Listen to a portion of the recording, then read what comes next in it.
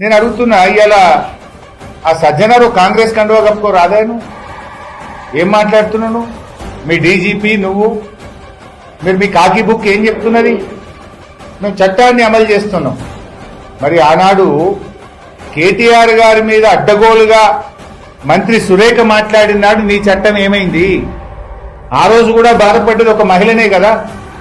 ఆ రోజు అడ్డమైన ఆరోపణలు చేస్తే మీరు కేసులు పెట్టకపోతే, మీ ప్రభుత్వం చర్యలు తీసుకోకపోతే కేటీఆర్ గారు ఆవిడ మీద సూట్ ఫైల్ చేసినారు. సురేఖ గారి మీద కేటీఆర్ గారు కేసు వేసినారు, డిఫమేషన్ సూట్ వేశారు కేటీఆర్ గారు. మరి ఆ రోజు నీ కేసు ఎందుకు పెట్టలే? ఆ రోజు నీ చట్టం నిద్రపోయిందా సజ్జనార్? ఆ రోజు కాకి బుక్ పనిచేయలేదా సజ్జనార్?